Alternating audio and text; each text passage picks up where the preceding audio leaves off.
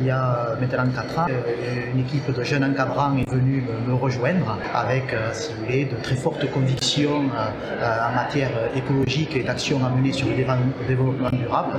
Et c'est eux, si vous voulez, qui sont, c'est vrai, à l'origine des engagements en matière environnementale de mon entreprise et donc notamment de l'adhésion à la charte. Alors, sur les actions très précises que l'on a mis en place, il y a eu donc 4 axes principaux. Donc c'est l'axe matériel avec un chef de parc qui s'est attaché notamment sur les huiles moteurs, la pneumatique. Il est expert en ce domaine et il a enregistré de forts progrès grâce à cette action-là.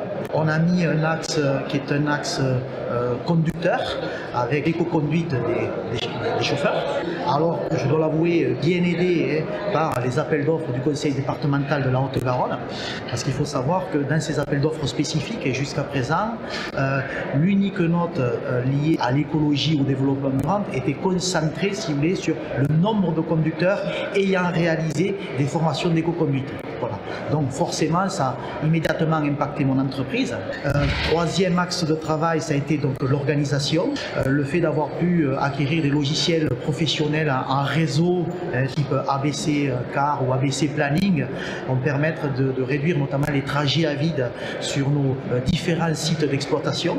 Et on va dire un dernier axe qui est l'axe carburant, où là on a été, je pense, bien plus précis et bien plus efficace sur la collecte des données carburant, et en ayant augmenté la fréquence de contrôle de ces données, ça nous a permis, je pense, de trouver d'éventuelles erreurs. Je pense que c'est l'ensemble de ces données qui a permis en tout cas de cette performance. Adhérer à la charte CO2, c'était aussi répondre à ce public demandeur d'efforts sur notamment la réduction des émissions de CO2 et des gaz à effet de serre. Voilà.